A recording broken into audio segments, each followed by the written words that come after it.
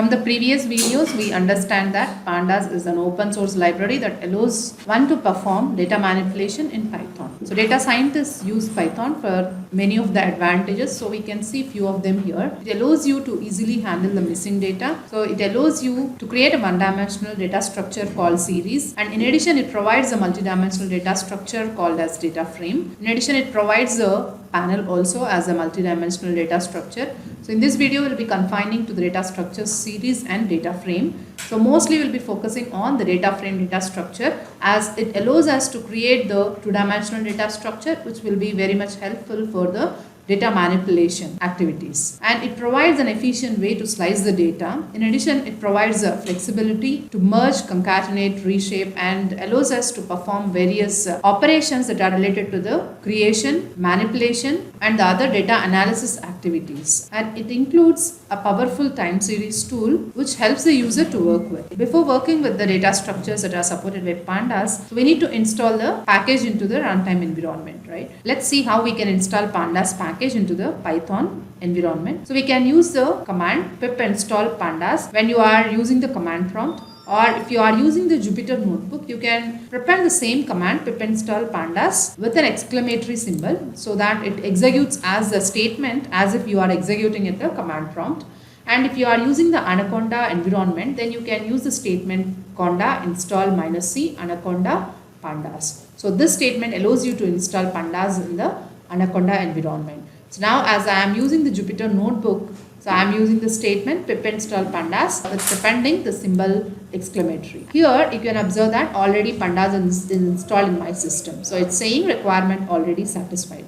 So now the pandas package is installed. Once you install pandas, so you need to import pandas into your runtime environment so that you can access the operations that are supported by pandas into your runtime environment. Here I can use the statement import pandas as PD to import the pandas package into the Python runtime environment, and PD is created as an alias to the package pandas. So wherever I would like to refer pandas, I can simply use PD instead of using the name pandas. Pandas basically comes with three different data structures that are very much useful for the data manipulation activities.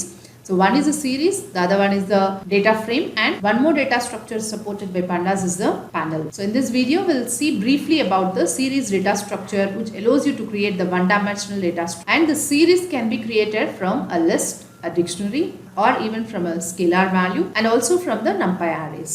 So let's see how we can create the empty series. You can use the method series which is supported by the pandas package to create an empty series or any other series. So here I am not passing any argument to the series method. So it creates an empty series. When the data type is not mentioned, by default it is set to float 64 as I am not passing any values. So it creates an empty series. Now let's see how a series can be created from the NumPy array. So here A1 is created as a NumPy array. In the previous video we have seen how to create the array objects. So here I have created a one-dimensional array object and I am passing that NumPy array object as an argument to the series method, so that a series is created from the NumPy array object. Here you can notice that a series allows you to store a collection of elements as a one-dimensional data structure. So A, B, C, D are the elements that you are passing as an array object, and those elements becomes part of your series. And in addition, you can notice that every element of the series is associated with an index value. So by default, the index value is associated with the elements of the series.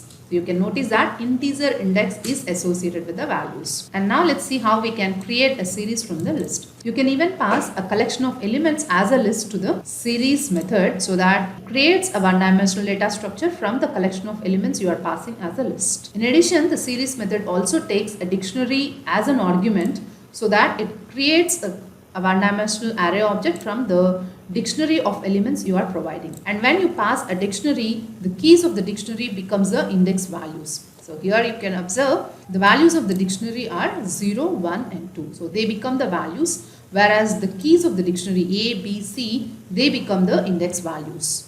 Instead of using the integer index values, the key values that you provided in the dictionary, they become the index values of the data structure. And now let's see how we can create a series from the scalar. So you can create a one-dimensional data structure with the same value. So here if you observe, To the index argument, I am passing the range value with 0, 10 so that this becomes the index values of your series data structure, and the same value 5 become the element for all the elements in your dictionary, for all the elements in your one-dimensional data structure series. So in addition to passing the values, you can pass the index values also. When you do not provide any index values, then the default index that is used is a 0, 1, 2, 3, so on and so forth. So depending on the number of values you are passing, the integer index values are automatically created for the series data structure. So explicitly you are allowed to pass the index values by using the index argument. So here if you observe, I am passing the character values as index values. So I am creating a list of index values, and the number of elements of the index values must be equal to the number of elements you are passing to the series. And it is also possible to create dictionary with the missing values. So here if you observe, I am creating a dictionary with 3 different key values A, B, C, and I am creating the series by passing this dictionary as the first argument, and the index values I am passing are B, C, D, A. Then what happens is, if the index values are present in the dictionary, then their associated values will be taken. If the index values are missing in the dictionary, then those values will be considered as NaN values in the series data structure. So here NaN stands for not a number. You can even explicitly specify the NaN values. Say for example, here I am passing a list of elements where one of the element is a NaN value. Here you are using the NaN argument supported by the NumPy package to indicate a NaN value. So 1, 2 are the values you are passing, and the last element is considered as not a number. A series is basically a one-dimensional collection of elements where all the elements are of the homogeneous type. That is, all the elements are of the same type. So far we have seen various ways of creating the series data structure, but nowhere we mentioned about the data type of the elements. Right? So when we do not provide any data type, then what happens is, depending on the type of elements you are passing to the series method, the type is automatically selected. So if you observe here, I am passing the floating type of values. So by default, the data type is set to float 64. And here I am passing string type of data. So the data type is set to object. And to specify the type of the data explicitly, you can use the argument dtype in the series method, so that the required data type is set to the series object. So here I am passing int 32 as the data type. So here you can observe the type of the series data structure is set to int32. So now we have seen various ways of creating the series data structure in Pandas. So now let's see how we can access the elements from the created data structure. So there are 2 different ways to access the elements from the series data structure. Either you can access the elements based on the position, or you can even use the index of the elements to access the elements. Let's consider this series S1 with the set of elements and the index values. As series is an ordered collection of elements, it allows you to provide the integer as an index to access the elements. To access the first element, you can pass 0 as an index, and similarly you can pass the number of elements -1 to access the last element. So in the series data structure, the first element has the index 0 followed by 1, 2, so on and so forth, where the last element can be accessed using the index, the number of elements -1. You can even apply the slicing operator to access the elements. So here if you observe, I am using the slicing operator to access the elements whose indices are within the range 0 to 4. To access the elements from series, we can apply all the approaches that we discussed in case of the NumPy array objects. You can use the negative indexing, you can use a slicing operator with the step counter, you can use slicing operator with negative indexing.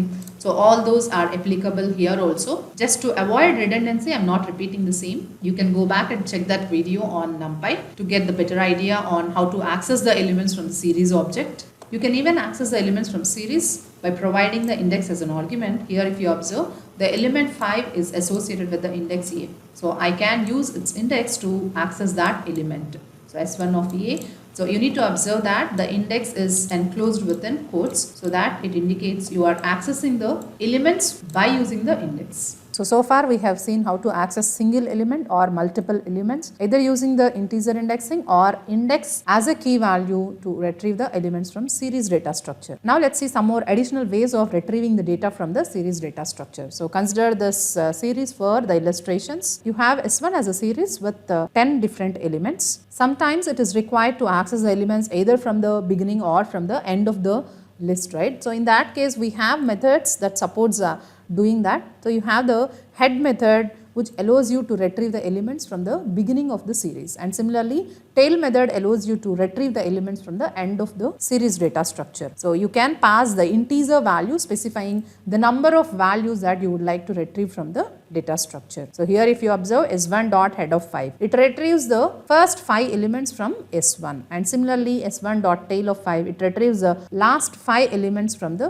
series S1. And similarly we can use the attributes LOC and ILOC to retrieve subset of elements from the series data structure. So we can use the LOC attribute by passing the range of elements that you would like to retrieve the elements from the specified indices. So here consider this example S1 dot LOC of 3 colon 6. So this retrieves the elements whose indices are from 3 to 6. There is a slight difference between using the LOC attribute and the slicing operator. The end index value is also included. That is how we are getting the elements from the index 3, 4, 5 and also 6. Whereas when we use the slicing operator, the end index position is excluded. That is how you are getting the values from the index values 3, 4 and 5 alone. So here the end index is excluded, whereas in this case the end index is also included. We have another attribute named ILOC, which allows us to select subset of the data from the series data structure. So here also you need to pass the range of